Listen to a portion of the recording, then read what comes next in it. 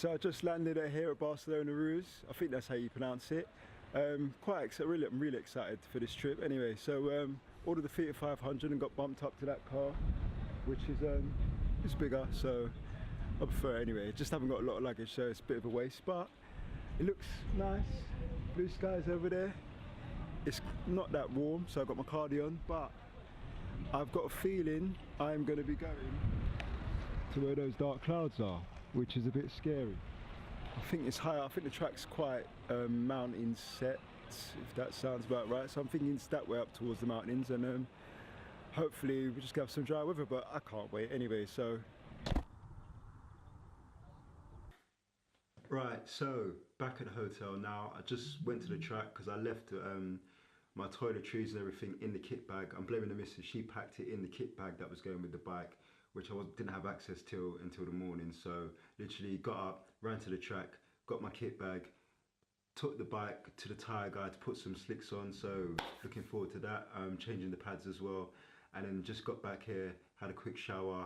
Now I'm going to run to the track, and hopefully everything should be on the bike in time for me to put the warmers on and get out in time for the first session. So let's see how it goes. Welcome to Aragon. Hands up, it's never been here before.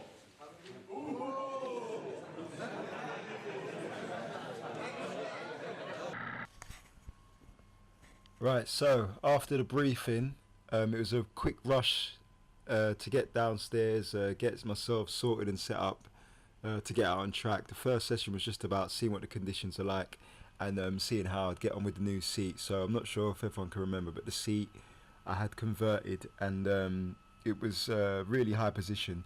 When I sat on the bike and I rode out first, it felt really comfortable. My legs felt amazing. It felt like a great position. The problem was, as soon as I left pit lane and I put the bike on a slight angle, I knew straight away that something wasn't great, because it felt like I was sliding off the bike instantly. So I wasn't sure whether it's the material or whether it's the height and the shape, because I mean, if you see the shape of the bike, it was almost like it was kind of round. So I think it was a combination of that and the material. It just made it really slippery. Any sort of angle on the bike, if you try and hang off a bit, I just felt myself sliding off. So I thought, you know what, I'd go out now, see what it's like. I mean, you know, it's the first session, so you had people going off track. I was getting overtaken by faster riders at the time, even though I booked the novice group. You know, I thought, right, let's check the conditions and see what it's like. So yeah, done 2 sessions on it, and I thought, no, this is not right, has to come off. I'm not comfortable, I can't go fast, I've got no confidence, so took the seat straight off.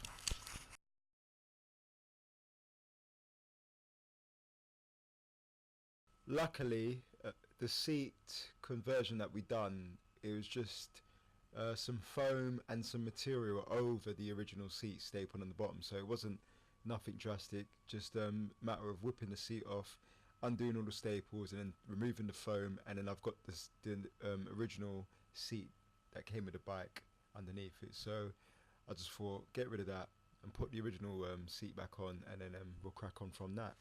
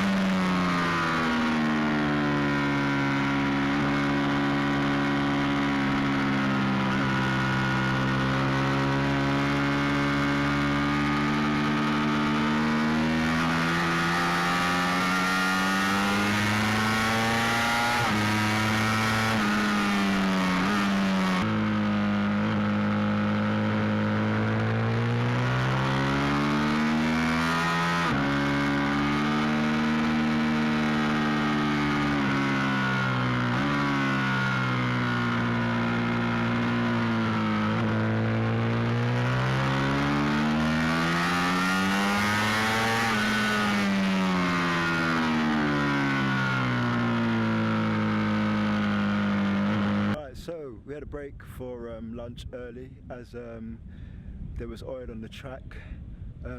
What happened was one of the guys was out on track and his oil filter came off. Spilled oil all over his back wheel. He managed to stay upright, but unfortunately the guys behind him, five guys all came off, one after the other, and one of them was the other guy that I was in Almeria with the other Panigale V4S. And looking at the bike, it doesn't look that bad. He's got a little bit of gravel rash on the fairings, but he's got track fairings on, so that's fine. It's nothing to worry about. And he's bent a bar end. Oh yeah, he's broken a handlebar. One of the handlebars is broken off, and I think the gear lever's broken as well. So I'm not sure if we're going to be able to source some of those parts today. There might be a Ducati dealership somewhere around there. In fact, there's nothing local around there, so I think there's something further out. He's going to try a few bike shops to see if we can get any parts, and then get the bike repaired hopefully, and get back out on track. If not today, maybe tomorrow. We'll see how he feels. Obviously he's going to be a bit upset, so I'm not really spoken to him about it yet. Don't want to. It's a bit annoying once you just have an accident or something and everyone's trying to ask you questions, and you know, you just want to be left alone kind of thing. So I'll leave him to it for a bit, and then see how he feels later on. Took the seat off. I rode 2 sessions on it, poodling around, and I couldn't get to grips with it. It was the material was like ice, so it wasn't comfortable for me. So I thought, right, just get comfortable, take the seat off, and then start again. Let's just ride the bike really. So slicks are worn in. I'll say rubbed in. You just do a lap really there, rubbed in. The brakes seem to be worn in just about. So let's go and have some fun. So where am I? I'm about 15 seconds off where I hope to be by the end of day 1. Just pooling around, so I'm not even trying, so that's good. If it's effortless and I'm that far off, I should be able to scrub that off pretty easier. But I'm 25 seconds off where I want to be. So yeah, I think we've got some work to do, so that's going to be a bit hard, but let's see what we can do.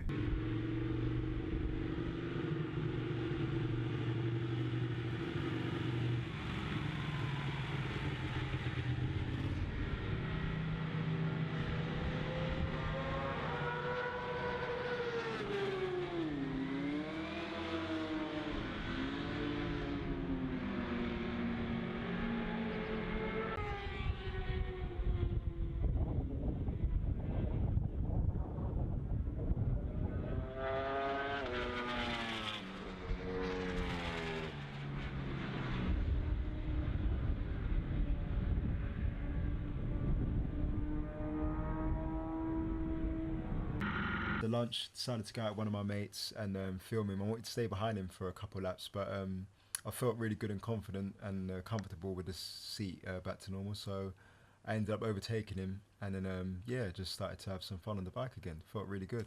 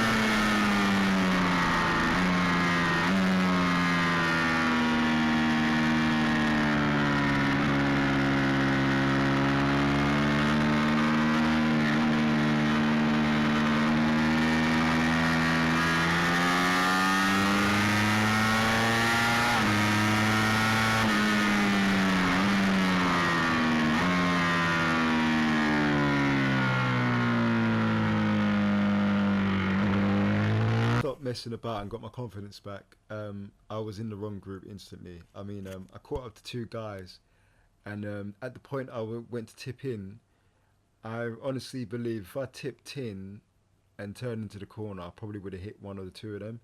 So I chose to bail out and just go straight on instead. I mean, the bike would have got round it easy enough, but I just wasn't sure if I would have got round it safely without hitting the guys, especially if there's 2 of them. When there's 1, you could kind of go around them, but when there's 2, you're not sure of what's going to happen, so I just thought, you know what, just sit up and go straight on. End of the first day. mate. Did you enjoy yourself? I did. Yeah, I loved You're it, gonna have mate. to speed up tomorrow.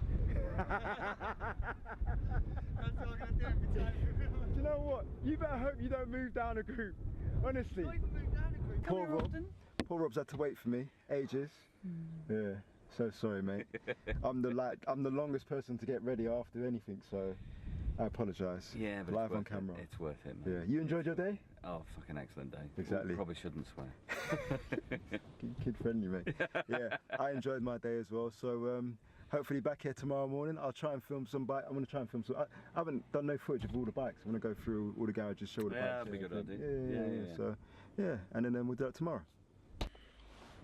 Right. So I also forgot to say I set myself a goal lap time wise, and I got to that and I beat it by 3 seconds. I think I possibly could have done another 2 seconds, and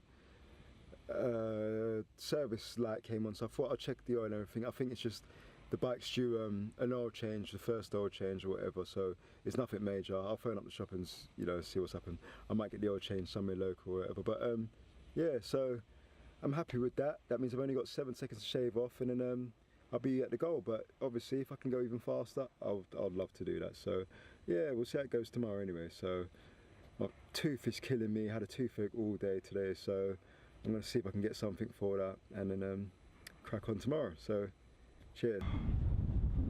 So it's the second day here at Aragon, and it's really windy, so we're going to see how today goes. It's not, I think we're expecting 24-mile-an-hour winds, and it's first thing in the morning. The wind's picked up quite bad here. When I walk further down, I'll probably be able to see it a bit better, but yeah, it's really windy today, so I'm not sure how fast we're going to go. Been moved up some groups or whatever, so we'll go and have a look and see how that goes.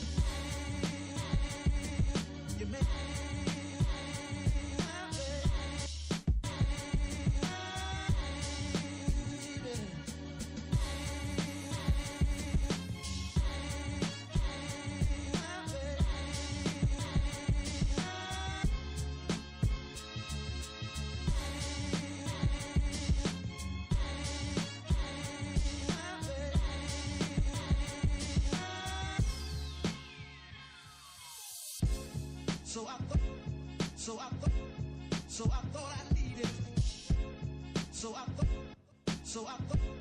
So I thought I needed. Thought I needed. So I thought I needed.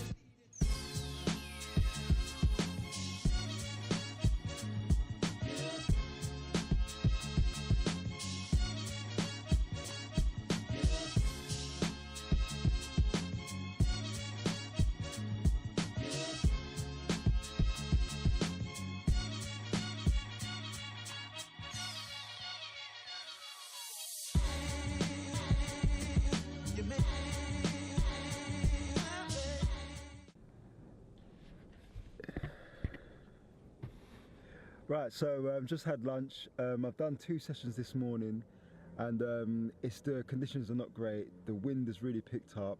I think they're saying gusts of maybe up to 30 miles an hour, and it's unpredictable. You can't tell. You might get one lap and it might be all right, but more often than not, it's not been all right. It's just been every single bend. You just get a gust of wind which blows you.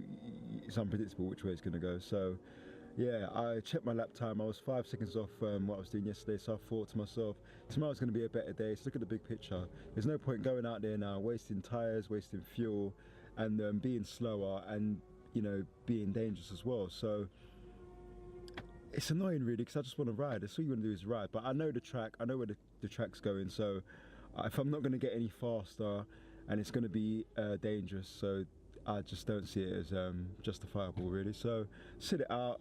I'll set out the next couple of sessions, and I'll see if the wind dies down a little bit for the last session. Maybe go out then, because I know it'll be a bit more quieter. But if not, then just wait till tomorrow morning and come back hard, because the conditions tomorrow should be a lot better than today. So, you know, I'm trying to. I reckon I could get down to the target time that I set myself, even though I've missed out today.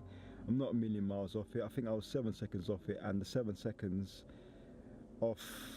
I think I could scrape an easily 1 or 2, maybe 3 seconds off. I think down the front straight, because of the oil marker, I'm braking a lot earlier and not really going into there with a lot of speed. So I would say I'm losing at least 1 or 2 seconds there. So that's something I can rectify. And I really want to ride, man. I do really want to ride. So sometimes you have to look at the big picture and save yourself from yourself. So yeah, who knows? We'll see how it goes. So I managed to get the last session out on track. One of my mates persuaded me to go on there. He done a time that was roughly about the same time as my best time yesterday. So I thought, all right, if you're gonna get on it, I'll get on it. So I jumped out with him, but he had momentum, I lost momentum, and I couldn't even keep up. I was actually maybe what, about 4.5 seconds off what I did yesterday, and he went a second or 2 even quicker than he did earlier. So lost momentum. Let's get back on it tomorrow morning and catch up.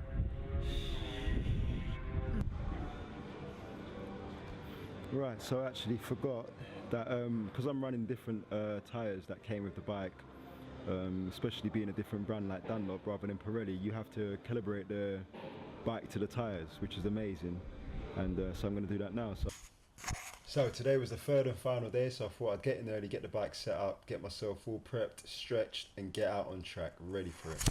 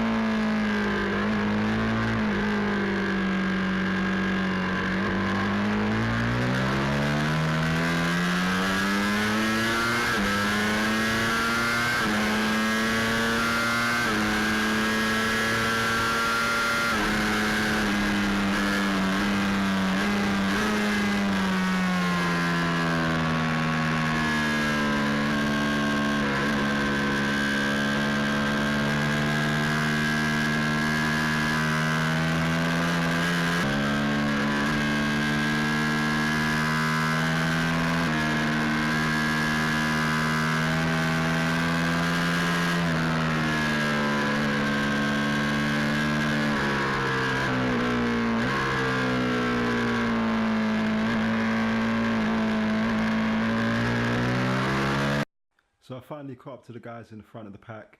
One of them being the guy that was in the garage with me on the other V4. So I thought, right, I know he's a quick rider. I know he's just biding his time. So I'm not going to dive up or do anything stupid. I'm going to wait for him to go past, and I'll sneak past those two guys in front with him as well.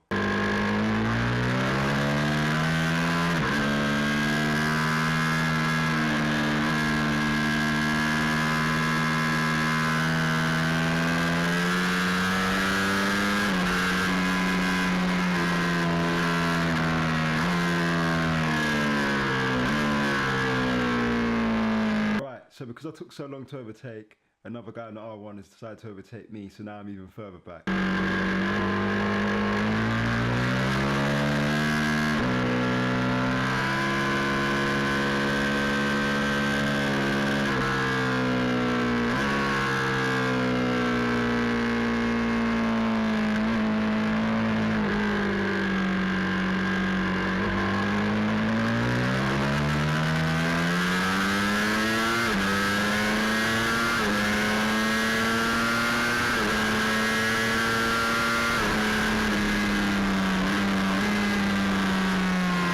It was at this moment I knew that there was definitely something wrong with the bike.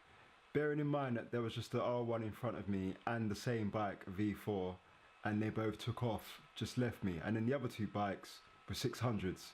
So effectively, I didn't get close to any one of those four bikes. So essentially, what am I riding now? Maybe a 500 or 400cc bike? I don't know, but I knew from then something wasn't right with the bike.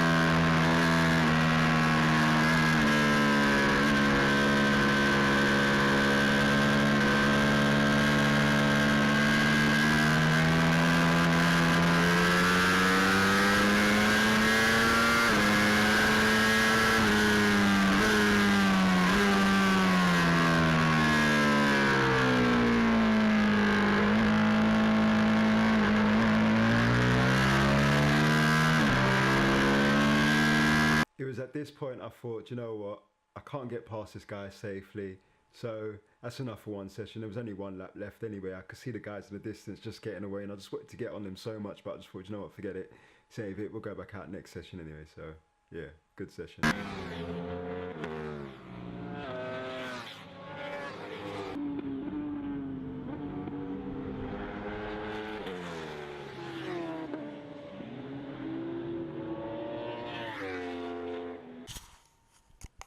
I have to say that that was my best session out of the 3 days there at Aragon. It wasn't the fastest session I'd done, but it was just my favourite. So, for the rest of the day, it's me and my mate going out together, having some good fun. I hesitate to overtake people and he doesn't, so if we come up to a group of riders, he's going to try and get in front any way he can.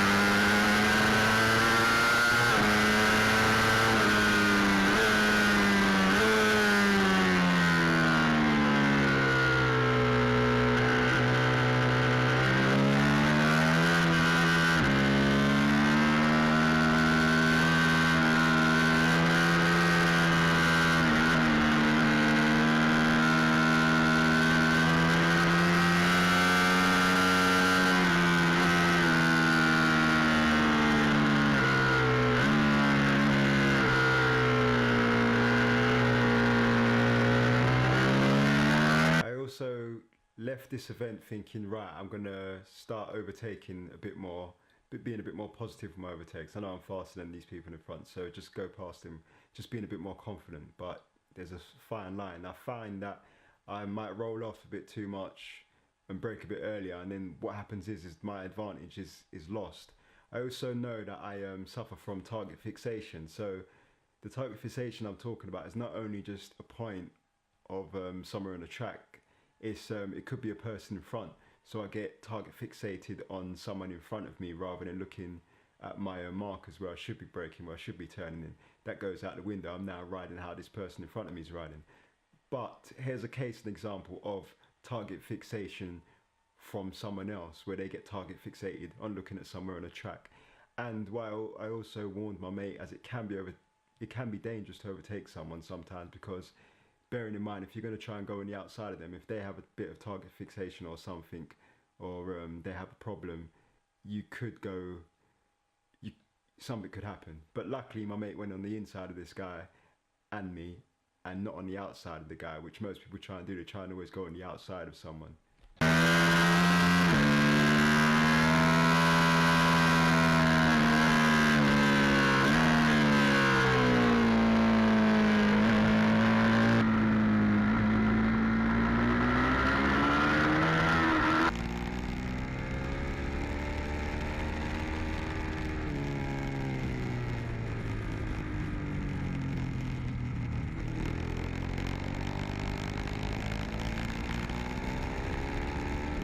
The other thing is that I like how my mate is able enough to get really close, which is something that I have to work on now. Because like I said, I give people too much of a gap.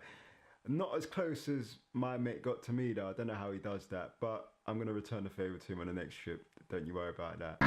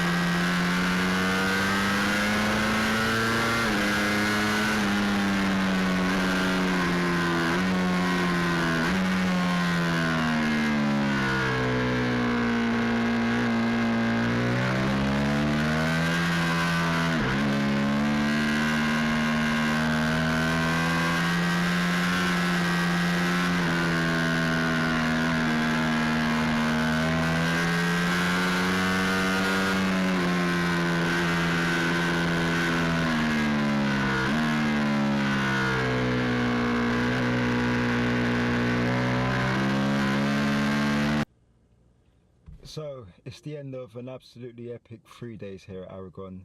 It's now almost 7 o'clock. I am the last person here.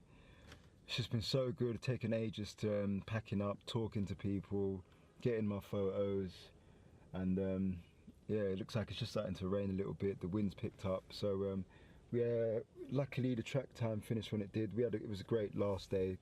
Weather was almost perfect, but where we are it's always windy up here anyway. So just booking a hotel now. I have no idea where it is. I think my phone is gonna die soon. Hopefully my portable charger will give me some life, as this car doesn't have a USB port. But yeah, enough of that. Track was absolutely amazing. Oh, the first session was something epic. I don't think I've ever ridden on track like, I just had that sort of enjoyment. Almost, I mean, we was going a lot slower than professional riders, but relative to ourselves, the speed that we was doing, and everyone was so close together, it was almost that sensation of, I don't know, something like a professional race or something, as close as we could get as being an amateur.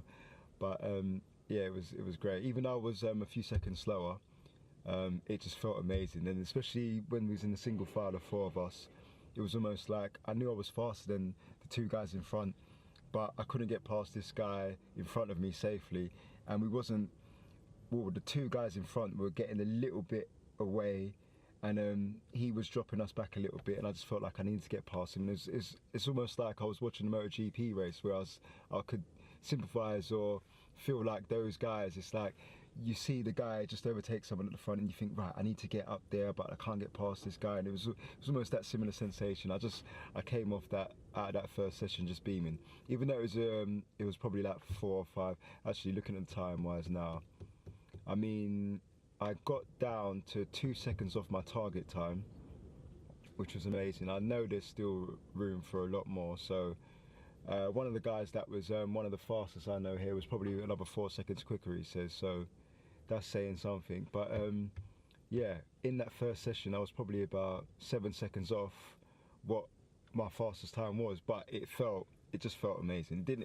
The lap time was irrelevant. It was just a sensation and dicing with everyone. I don't really like going out in groups and being so close to people, because especially people you don't know, because you just don't know what they're going to do. So you always got to try and be cautious and be sensible and be safe. At the end of the day, we're not professionals. We're here just to do this as a hobby, and we don't want to hurt anyone. We don't want ourselves hurt. So try and do it as safe as you can. But it just felt great. And then later on in the day, just me and my other mate, he's finally got his mojo today. So I was quicker than him the first 2 days. Well, actually, saying that, when it was windy yesterday, he got down to my lap time and then beat it by a second or 2 or something. So I thought, right, today we'll be on it. And we were just going out together. We both done the same lap time as well, so that was good. But he was a bit more consistent than me. He flies past traffic. I don't know how. He's a bit, it's a bit reckless, I must say. But his point is he just wants to get past. I don't want to hurt anyone. I don't want to get hurt myself. The bike's like best part of 20 grand, so just try and do it sensibly when you can. If you don't get past, you don't get past. I didn't get no medals, he didn't get no medals, so at the end of the day, it's here for enjoyment. But finished the day upright, and I'm so glad I didn't go out and risk anything yesterday when it was really windy. The conditions weren't there.